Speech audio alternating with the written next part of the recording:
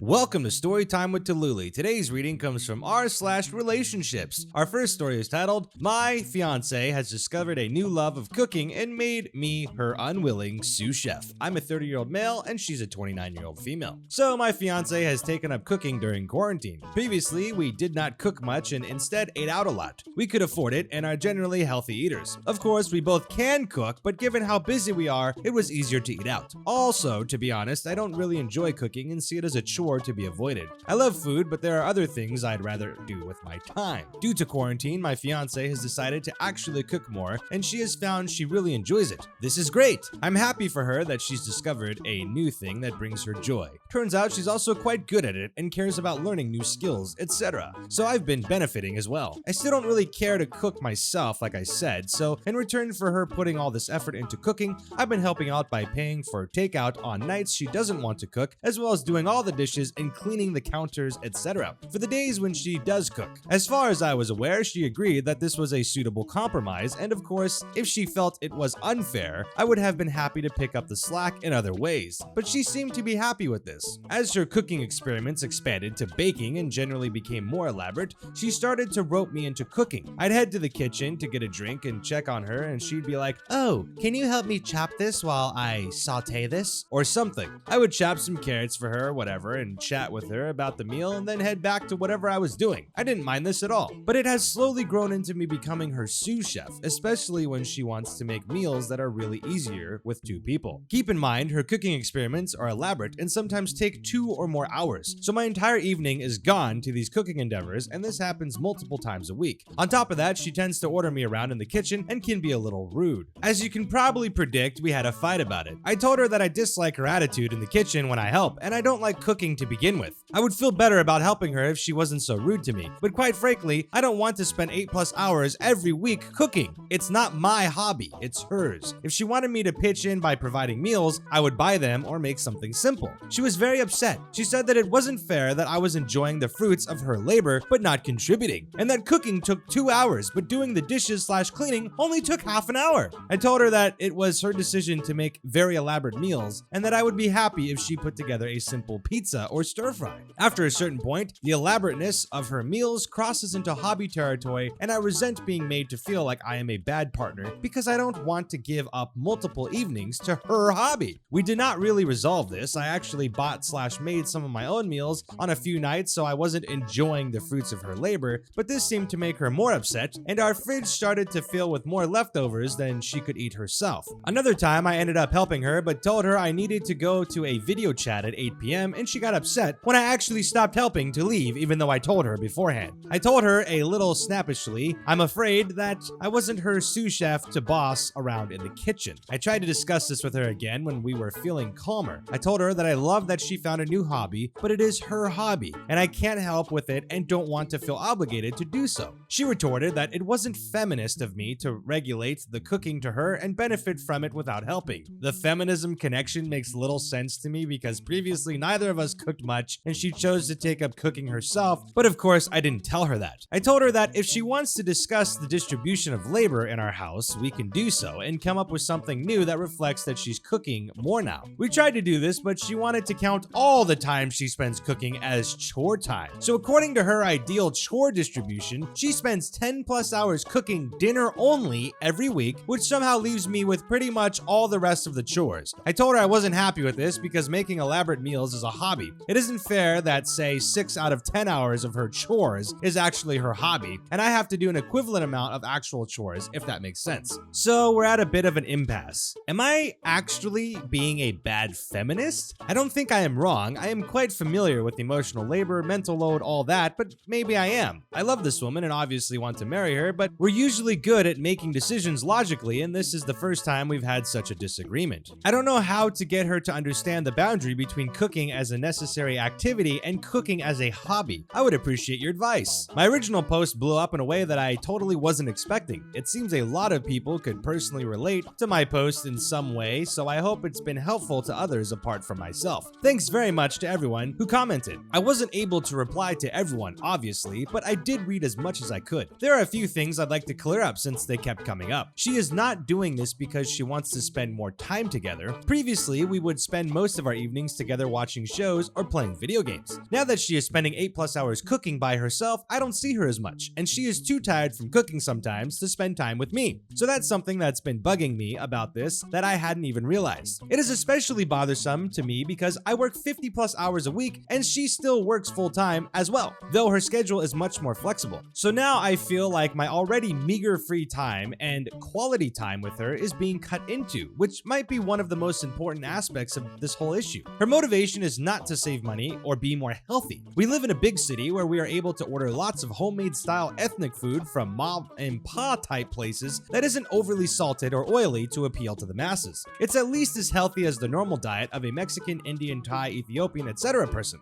Furthermore, we make a very comfortable income and don't want kids, so money is not an issue. So I sat her down and talked to her again, because we were both in a good mood. But when I brought up the topic, she started to become annoyed, simply because this is a point of contention, and I guess she didn't want to talk about it. I told her I'm invested in solving this problem and that if we're unable to do so, we can bring it up during couples counseling. We had already intended to go before the wedding purely for premarital counseling, but now I feel as if there is an actual problem we have to discuss during the session, and if we can get an appointment sooner rather than later, I would be open to doing so. This seemed to make it real for her. She seemed to be truly taken aback that I wanted to go to counseling over this. Well, not over this specifically, but that I wanted to involve a counselor at all in the cooking issue. She even became teary-eyed. I felt bad, so I asked her if there was anything else bothering her that was really at the root of this. And she said that she's overall felt pretty depressed by the pandemic and quarantine and everything. I told her I could relate and let her cry it out a bit. When she'd gotten past that, I didn't want the conversation to lose its steam, so I brought up the following things. I love that her new hobby is making her happy, and I appreciate that she's making lots of delicious food for us to enjoy.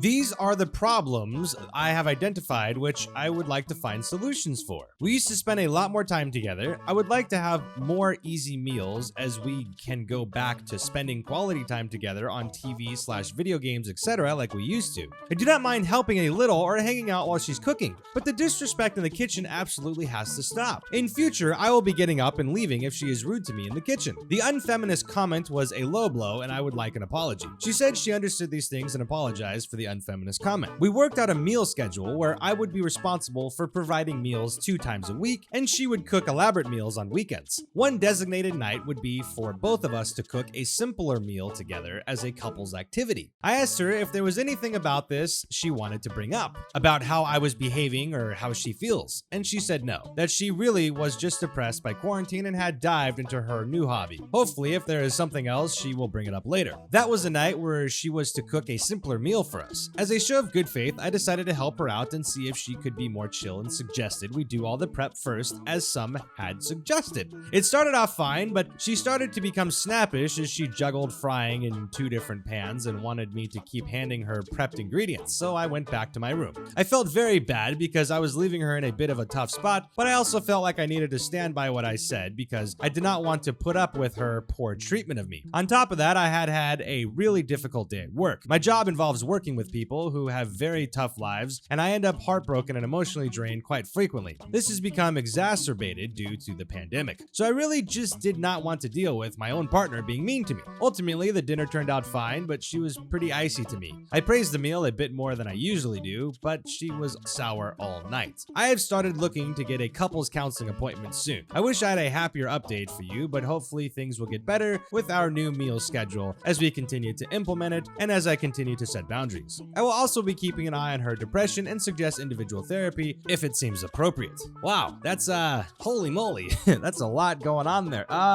That's unfortunate that you had that long, productive conversation and you came up with a schedule and you guys all came up with your compromises and you seem to have made up. And then the moment you went back in the kitchen, she went back to being disrespectful. I don't know. That's a bummer. But maybe also some people, when they get into like the swing of what they're doing, like the groove of whatever the activity is, they tend to slip into like a state of mind. And maybe her state of mind comes off as snappy, but it's more like she's just so focused in what she's doing that she's like trying to be quick and like maybe timing is of the essence of getting something in time. And you know what I mean? I think cooking in itself also is like, there's a sense of rush also, like if you're not trying to burn something, or I don't know, I'm sure there's something where like if you're getting into like gaming, there's modes you get into mentally, like if you're losing or if like, you know, something hard is happening or if you're in a competitive environment, we tend to shift our personality a bit in that moment, you know? So maybe that's what it is. It's sad that she didn't try and keep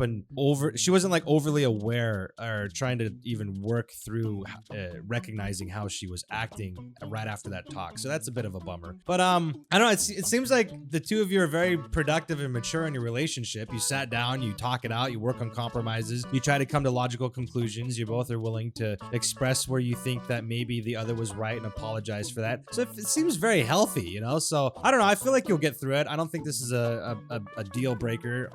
I don't see like you guys breaking up over this. I do understand that, you know, with the quarantine stuff and people being locked in, it's gonna flare up emotions. And, you know, I understand, you know, you wanting to, like, you going from playing games and watching TV to her, like, having this new hobby. I think it's ridiculous that she would expect you to help out. And, like, the whole chore thing is just ridiculous. Like, it's she decided to do it because she had a passion for it. So, like, her having a passion for it to where she's so obsessed that she's dumping so many hours into it and coming up with new techniques and learning new recipes. That's not a question of like, oh, you're the woman, should be in the kitchen making food. It's like, no, you fell in love with this. You found joy in cooking. Like, now all of a sudden, like, I'm the a-hole for not, you know, wanting to do it with you because I didn't find the same passion in it. Now somehow I'm being this like misogynist because you enjoy cooking and I think that's great. And so instead of me stepping up and taking that passion away from you to then make sure you can't cook because I'm ordering more meals, that's like somehow like, I don't know, that's just an emotional outburst that makes absolutely no sense. And she apologized for it, so I guess you can't. But the 10-hour chore thing is ridiculous. I don't know. I think it'll work out though. I really don't think that this is something that's gonna really destroy the relationship. But hopefully you guys can come to a compromise and figure it out. But yeah, that's good luck with that. You know, yeah, I'm curious to see if there's an update after that. Well, that's it for today. Thank you all for tuning in. If you enjoyed this video, please like it. If you enjoy these types of videos, please consider subscribing to the channel and hit that bell for notifications so you know when more videos come out. If you'd like to join our Discord, we have an amazing community of people. The link for that's in the description below. You'll also find all of my other social media links if you'd like to follow me on different places of the internet as well. Hope y'all are staying safe out there. Thank you for your continued support. And with that being said, we'll see you next time.